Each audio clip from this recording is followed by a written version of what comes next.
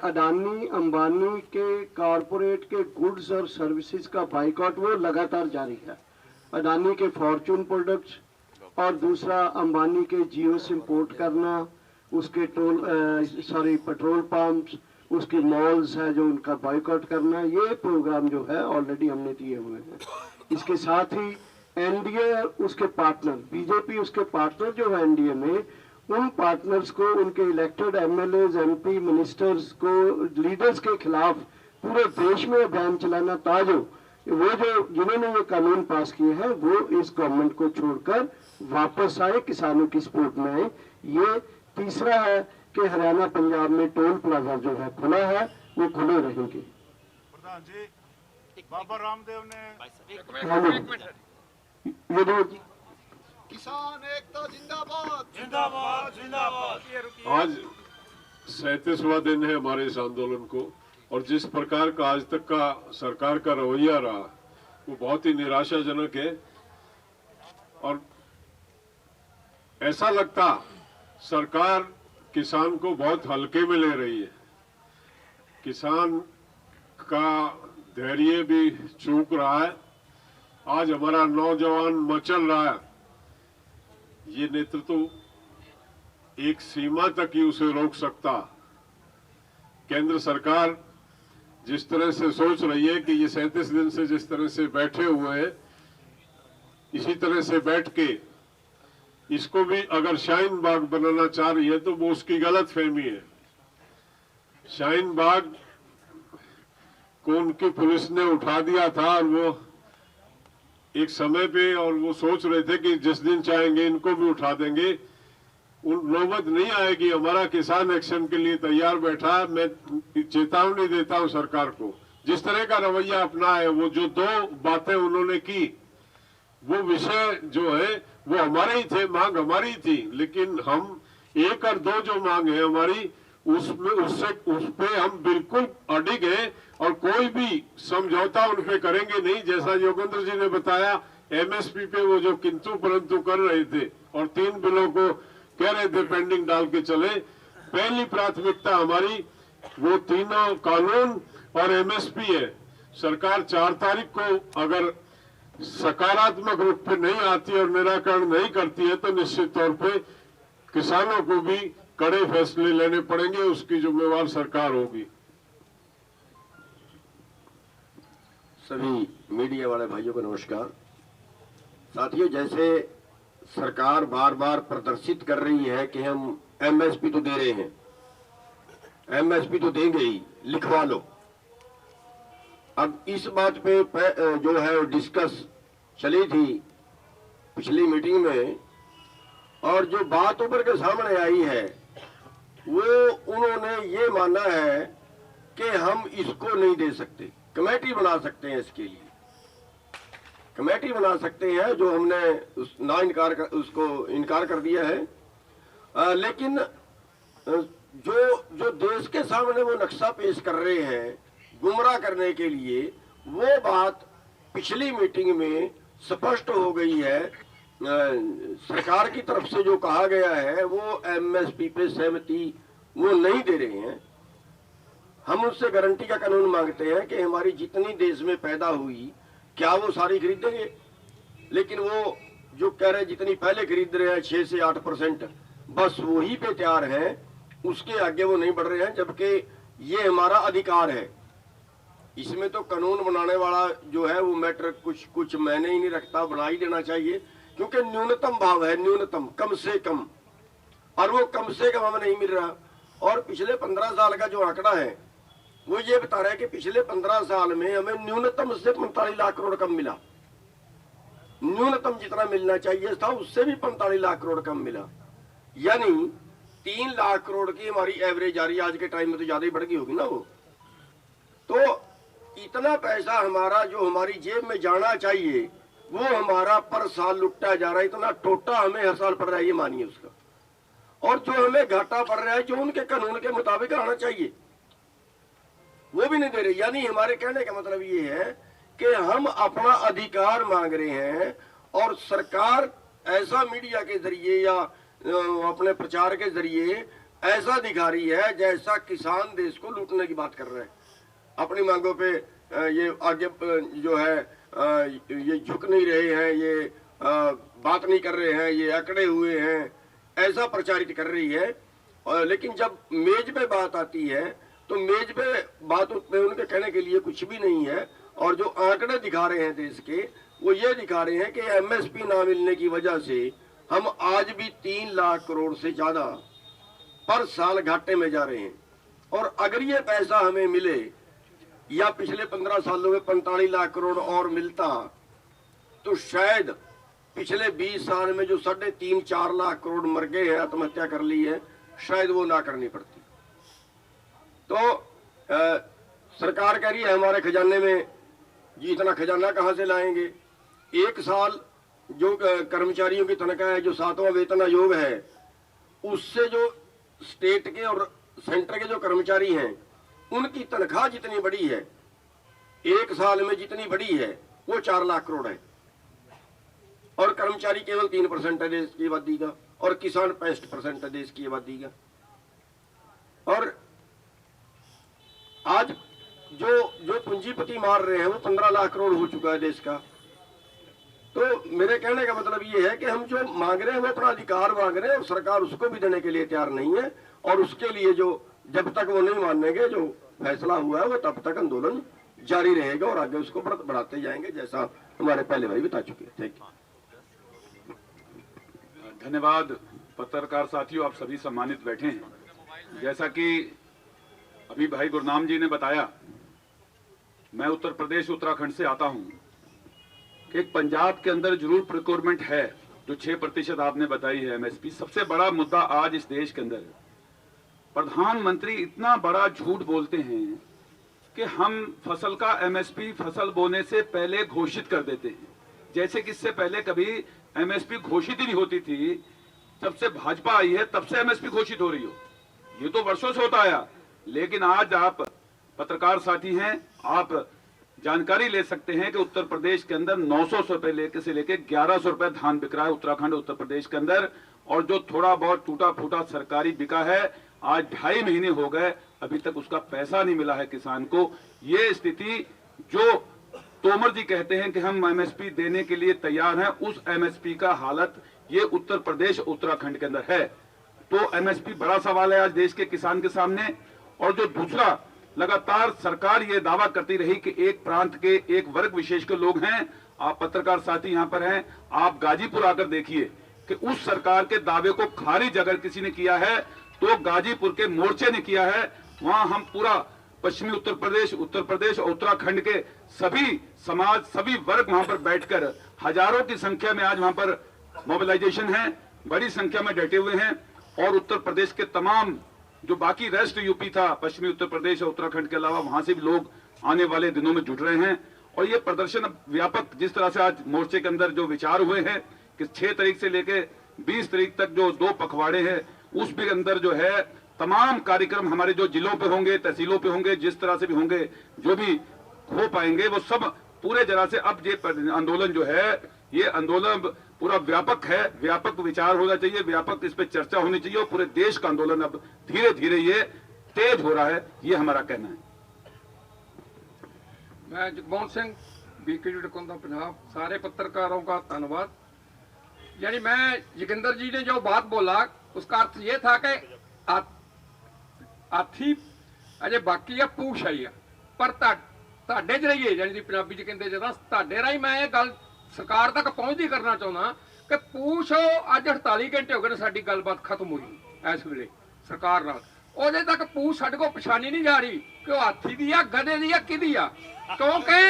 क्योंकि ਜਿਹੜਾ प्रस्ताव बिजली मिलिया साम लकाई नाल संबंधित आ, ਇਹ किसान संघर्ष नहीं रहा, आम लोगों का रहा, ਉਹਨੂੰ पूरा वापस ਜਾਂ टोटल खत्म, वो प्रपोज्ड बिल ਨੂੰ ਅਸੀਂ ਰੱਦ ਕਰਦੇ ਆ। ਇਹ ਗੱਲ ਤੋਮਰ जी ने नहीं बोली और सानू पता लग चुका है। सिर्फ ਉਹਦੇ ਚ कोई सबसिडी वाली गल जी भी जिथे किते सबसिडी होगी उत्थे स्टेट जारी करनगे।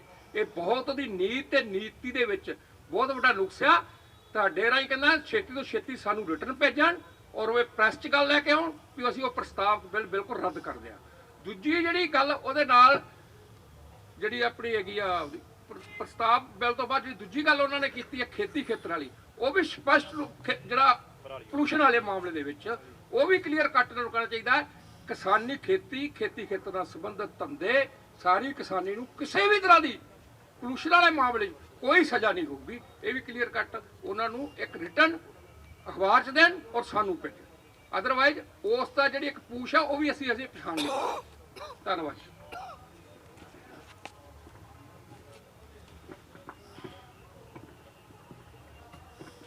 साथियों नमस्कार, मैं विकास ईश्वर भारतीय किसान संघ समिति का प्रदेश अध्यक्ष आप सबको नए साल की शुभकामनाएं देता हूं। और आज की जो बैठक हुई, नए साल के ऊपर नए जोश से आंदोलन को चलाने के निर्णय हुए। विशेषकर यहां हरियाणा संयुक्त किसान मोर्चा की भी बैठक हुई, उसमें कुछ निर्णय लिए गए। एक निर्णय तो ये लिया गया, जितने भी टोल प्लाजा हैं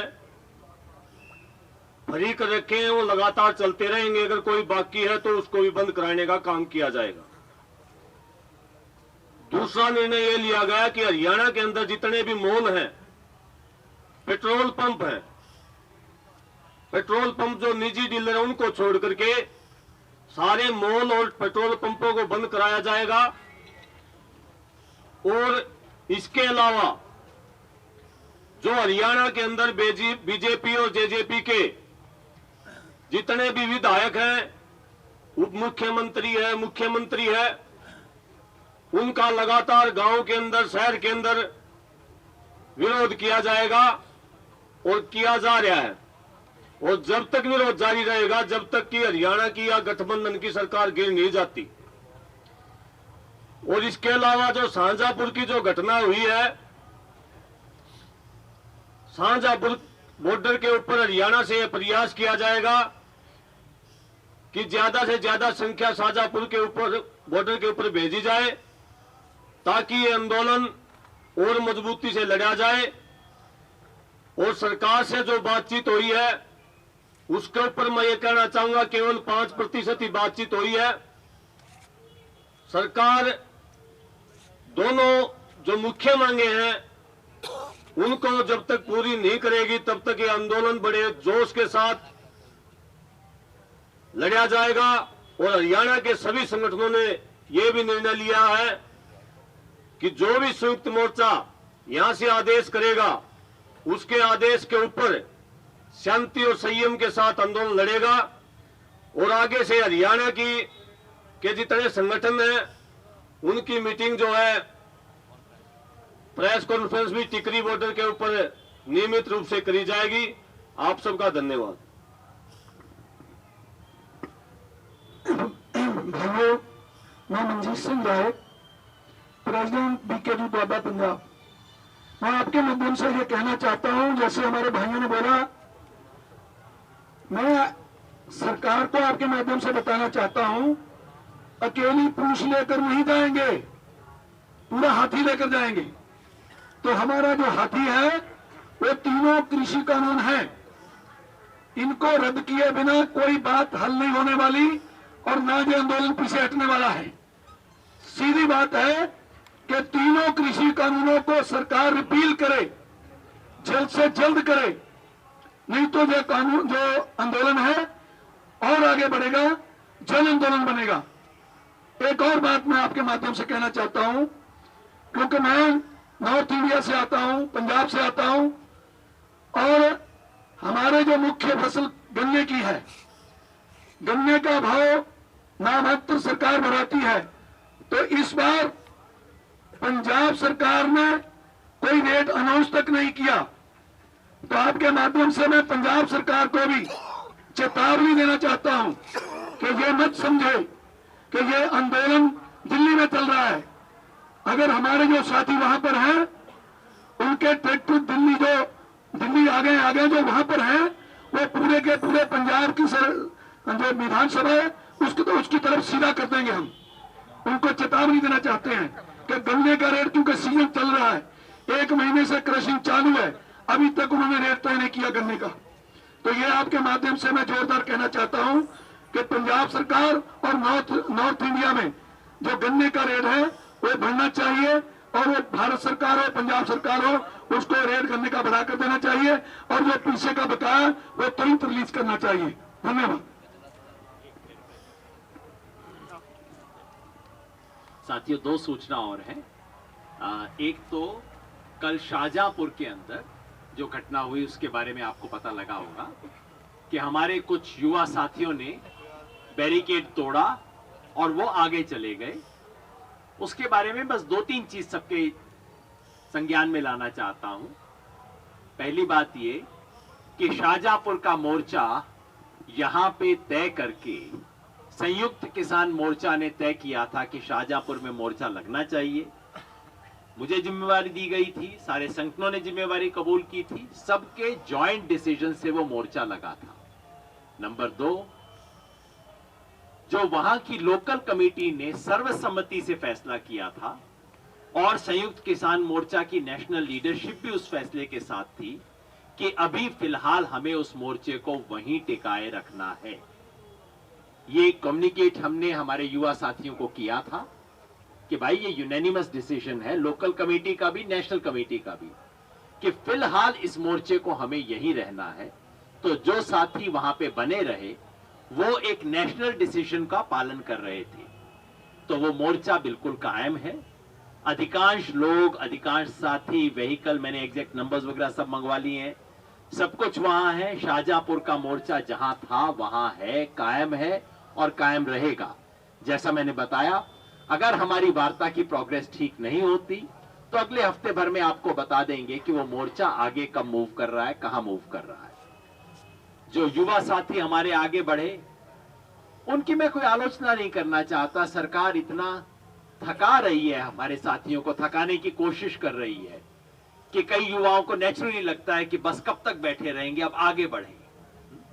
उनसे हम बातचीत करेंगे, हमारे अपने साथी हैं, उनसे बातचीत जारी है, उनसे बातचीत का सिलसिला हम बनाए रखेंगे। और एक सूचना ये आपके लिए, प्रेस वाले साथियों के लिए, कल एक press conference press club Delhi में हो रही है जिसमें 7 मेंबरी कमेटी के सारे सदस्य वहां उपस्थित होंगे, जिसमें पूरा कल 12:30 बजे प्रेस क्लब ऑफ इंडिया में होगी। आप सब सादर आमंत्रित हैं।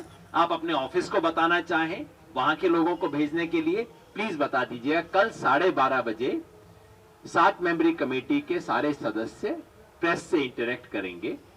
जो कोर्ट में चल रहा, जो सरकार से वार्ता में चल रहा है उसके बारे में, और आगे जो पूरा प्रोग्राम है वो कल सामने अनफोल्ड किया जाएगा। जोगिंदर जी, एक सवाल है जी। बस क्वेश्चन जी, एक सवाल है। बलवंत सिंह ਭੁੱਲਰ ਜਿਹੜੇ ਟਰੱਕ ਐਸੋਸੀਏਸ਼ਨ ਦੇ ਉਹ ਨੇਗੇ ਟਰੱਕ ਗੱਡੀਆਂ ਲੈ ਕੇ ਜਾਂਦੇ ਨੇ, ਵੋਲਵੋ ਬੱਸ ਲੈ ਕੇ ਜਾਂਦੇ ਨੇ, ਉਹਨਾਂ ਦੀ ਫੋਟੋ ਵਾਇਰਲ ਹੋ ਰਹੀ ਹੈ ਕਿ ਕੇਂਦਰੀ ਮੰਤਰੀਆਂ ਨਾਲ ਕਿ ਕਿਸਾਨਾਂ ਨੇ ਫੋਟੋ ਖਿਚਵਾਈ ਹੈ।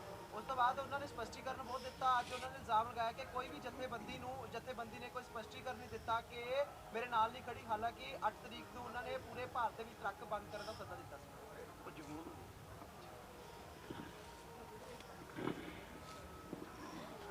ਦੇਖੋ, ਉਹਨਾਂ ਦਾ ਅਸੀਂ ਧੰਨਵਾਦ ਕਰਦੇ ਹਾਂ, ਸਾਨੂੰ ਉਹ ਪ੍ਰੋਵਾਈਡ ਕਰਦੇ ਸਰ ਬੱਸ ਸਰਵਿਸ, ਪਰ ਉਹਨਾਂ ਨੂੰ ਕੋਈ ਇਹ ਰਾਈਟ ਨਹੀਂ ਸੀ ਕਿ ਉਹ ਕਿਸਾਨ, ਕੋਈ ਕਿਸਾਨ ਆਰਗੇਨਾਈਜੇਸ਼ਨ ਦੇ ਨੁਮਾਇੰਦੇ ਨਹੀਂ ਸਨ। ਅਸੀਂ ਤੁਹਾਨੂੰ ਸਾਰਿਆਂ ਨੂੰ ਜਾਣਕਾਰੀ ਦੇ ਦਿੰਦੇ ਹਾਂ। ਔਰ ਉਹਨਾਂ ਨੇ ਅੰਦਰ ਜਾ ਕੇ ਖਾਣੇ ਦੇ ਟਾਈਮ ਉਹਨਾਂ ਨਾਲ ਜੋ ਸੈਲਫੀ ਲਈ ਆ, ਸਾਡੇ ਆਈਟੀ ਸੈੱਲ ਨੇ ਵੀ ਅਸੀਂ ਤੁਹਾਡੇ ਜਿਹੜੇ ਹੁਣ ਦੁਬਾਰਾ ਫਿਰ ਉਦੋਂ ਹੀ ਕੰਡੈਮ ਕਰਤਾ ਸੀ ਵੀ ਇਹ ਕੋਈ ਕਿਸਾਨ ਸੰਗਠਨ ਦਾ ਨੁਮਾਇੰਦਾ ਨਹੀਂਗਾ।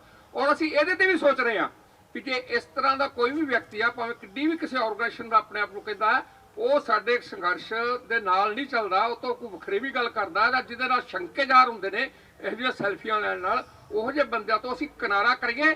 ਤੇ ਹੋਰ ਬਹੁਤ ਲੋਕ ਨੇ ਸੱਚੇ ਦਿਲੋਂ, ਸੱਚੇ ਮਨੋਂ ਸੇਵਾ ਕਰਨ ਵਾਲੇ, ਅਸੀਂ ਬੱਸ ਸਰਵਿਸ ਵੀ ਆਪਦੀ ਬਦਲਾਂਗੇ। ਮਾਈਕ ਆਪਣੇ ਕੋਲੇ ਰੱਖਿਓ ਜੀ। ਤੁਹਾਨੂੰ ਇਹ ਸਵਾਲ ਆ, ਤੁਸੀਂ ਜਿਹੜੀ ਗੱਲ ਖੜੀ ਕੀਤੀ ਕਿ ਉੱਥੇ ਜਿਹੜੀਆਂ ਸਾਡੇ ਨਾਲ ਸਹਿਮਤੀਆਂ ਕੀਤੀਆਂ, ਸ਼ਬਦ ਵੀ ਵਰਤੇ ਉਹਨਾਂ ਨੇ, ਸਹਿਮਤੀ ਹੋ ਗਈ, ਉਸ ਤੋਂ ਬਾਅਦ ਹੁਣ ਤੁਸੀਂ ਕਹਿੰਦੇ ਅਜੇ ਲਿਖਤੀ ਨਹੀਂ ਆਇਆ। ਜੇ 4 ਤਰੀਕ ਤੱਕ ਕੋਈ ਲਿਖਤੀ ਨਹੀਂ ਆਉਂਦਾ, ਕੀ ਅਸੀਂ ਉਸ ਬੈਠਕ 'ਚ ਫੇਰ ਗੱਲ ਉਸੇ 2 ਗੱਲਾਂ ਤੋਂ ਸ਼ੁਰੂ ਕਰਾਂਗੇ ਜਾਂ ਐਮਐਸਪੀ ਔਰ ਸਿਰਫ ਕਾਨੂੰਨ ਵਾਪਸੀ? ਇਹ ਤਾਂ ਅੰਡਰਸਟੂਡ ਹੈ ਜੀ। ਜੇ ਪਹਿਲੀਆਂ ਗੱਲਾਂ ਦਾ ਸਾਨੂੰ ਕਨਫਰਮ ਨਹੀਂ ਹੁੰਦਾ ਤੇ 4 ਤਰੀਕ ਦੀ ਗੱਲ ਤਾਂ ਹੀ ਸ਼ੁਰੂ ਹੋਊਗੀ ਜੇ ਉਹ ਕਨਫਰਮ ਕਰਨਗੇ। ਜੋਗਿੰਦਰ ਜੀ, ਇੱਕ ਸਵਾਲ ਤੁਹਾਨੂੰ ਹੈ। ਮੈਂ ਗੁਜਰਾਤ ਜਾ ਕੇ ਆਇਆ, ਉੱਥੇ ਤੋਂ ਪਤਾ ਲੱਗਿਆ ਕਿ 2000 ਕਿਸਾਨ ਉਰੇ ਆ ਰਹੇ ਸੀ, ਉਹਨਾਂ ਨੂੰ ਰੋਕ ਲਿਆ ਗਿਆ ਤੇ ਉਹਨਾਂ ਦੇ ਆਗੂਆਂ ਨੂੰ ਜੇਲ੍ਹ 'ਚ ਡੱਕ ਦਿੱਤਾ ਗਿਆ। ਕੀ ਤੁਹਾਡੇ ਤੱਕ ਇਹ ਖਬਰ ਹੈ? ਤੁਸੀਂ ਉਹਨਾਂ ਨਾਲ ਕੋਈ ਤਾਲਮੇਲ ਕਰੋਗੇ?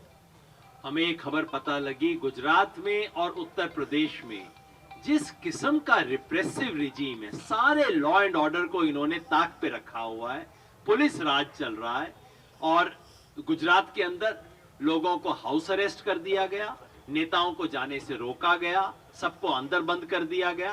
हम उसकी निंदा करते हैं, हम अपने गुजरात के साथियों के साथ हैं। उनमें से कुछ चुनिंदा नेता हमारे पास आए भी हैं, शाहजहांपुर में भी हैं, और इसी तरह से उत्तर प्रदेश के अंदर भी व्यवहार हो रहा है।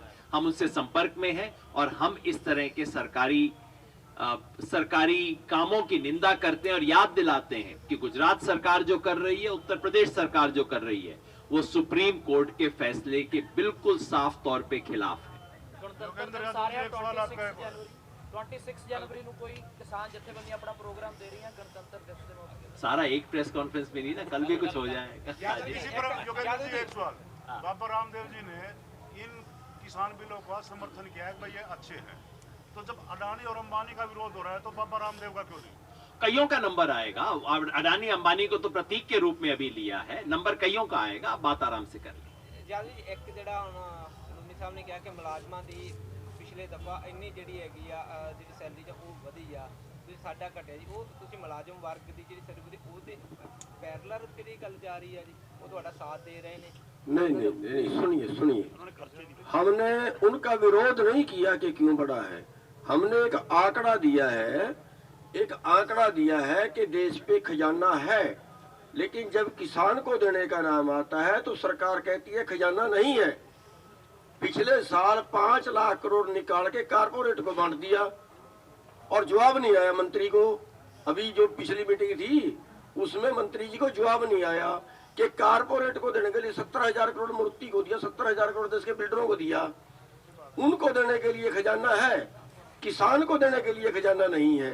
ये मैंने एक उदाहरण दिया है, ये नहीं कि उस बात को दूसरी तरफ कोई मतलब जाए कि हमने कर्मचारियों की विरोधता की है। ਡਾਕਟਰ ਦਰਸ਼ਨਪਾਲ ਜੀ, ਤੁਹਾਨੂੰ ਸਵਾਲ ਹੈ ਕਿ ਜਿਹੜੀ ਗੱਲ ਆਈ ਕਿ ਉੱਥੇ ਕਹਿੰਦੇ ਉਸ ਦਿਨ ਮੰਤਰੀ ਨੇ ਬਾਹਰ ਆ ਕੇ ਕਿਹਾ ਕਿ ਸਾਡੀ ਸਹਿਮਤੀ ਹੋ ਗਈ, ਜਦੋਂ ਕਿ ਸਾਫ਼ ਜਾਰੀ ਸੀ ਗੱਲ ਕਿ ਸਰਕਾਰ ਝੁਕੀ ਹੈ। ਉਸੇ ਤਰ੍ਹਾਂ ਕਹਿੰਦੇ ਉਹਨਾਂ ਨੇ ਇੱਕ ਸ਼ਬਦ ਕਿਹਾ ਤੁਹਾਨੂੰ ਸਾਰਿਆਂ ਨੂੰ ਕਿ ਰੱਦ ਦਾ ਕੋਈ ਬਦਲਵਾਂ ਸ਼ਬਦ ਲੱਭ ਦਿਓ ਤਾਂ ਕਿ ਸਾਡੀ ਇੱਜ਼ਤ ਰਹਿ ਜਾਵੇ। ਹੁਣ ਰੱਦ ਦਾ ਸ਼ਬਦ ਆਪਾਂ ਲੱਭ ਰਹੇ ਹਾਂ ਕਿ ਉਹਦੇ ਅਫਸਰ ਲੱਭ ਰਹੇ ਨੇ? नहीं, वो कोई ऐसी बात नहीं हुई। जो उन्हें क्या ਉਹਦਾ ਜਵਾਬ ਉਹ ਦੇਣਗੇ। ਅਸੀਂ ਤਾਂ ਉਹੀ ਰਿਪੀਲ ਦੇ ਉੱਤੇ ਖੜੇ ਹਾਂ ਕਿ ਰੱਦ ਕਿਵੇਂ। ਰੱਦ ਕਿਵੇਂ? ਤੁਸੀਂ ਵਾਰ-ਵਾਰ ਕਹਿ ਰਹੇ ਹੋ ਕਿ ਇਹ ਗੈਰ ਸਿਆਸੀ ਅੰਦੋਲਨ ਹੈ, ਲੇਕਿਨ ਇਹ ਵੀ ਕਹਿੰਦੇ ਹੋ ਕਿ ਤਿੰਨੇ ਖੇਤੀ ਕਾਨੂੰਨ ਫੈਡਰਲ ਢਾਂਚੇ ਦੇ ਉੱਤੇ ਇੱਕ ਡਾਕਾ ਹੈ, ਕਿ ਕੀ ਇਹ ਸਿਆਸੀ ਸਵਾਲ ਨਹੀਂ ਹੈ? सॉरी, देखिए फेडरल सिस्टम के ऊपर एनक्रोचमेंट है, ये तो सब बोलते हैं, लेकिन ये कोई पॉलिटिकल होने से ही ये बात बोली जा सकती है ये जरूरी नहीं, क्योंकि मैं भी एक पंजाबी हूँ और पंजाब के नाते में जो बाकी प्रांतों के लोग हैं उनके लिए भी इसी तरह की ये उत्पीड़ित बात है जैसे हमारे लिए है। So that is one basis जिसके ऊपर हम इन कानूनों को गलत बोलते हैं। वैसे वो बलवंत सिंह जी वाली जो बात आई थी उसमें मैं सिर्फ ऐड करना चाहता हूं कि उस बंदे ने खुद भी बहुत बार क्लैरिफाई किया है कि भाई मेरा इस चीजों से कोई लेना देना नहीं है और बिल्कुल इनके खिलाफ हूं, हर हालत में खिलाफ हूं। सरकार की ऐसी हालत हो गई है कि लगता है मंत्री जी को एक किसान अपने साथ फोटो वाला नहीं मिलता कि एक हमारा ट्रांसपोर्टर भाई पहुंच गया उसको ही लगा के इन्होंने चला दिया। ऐसी हालत इस सरकार की हो गई है, सोचो आप।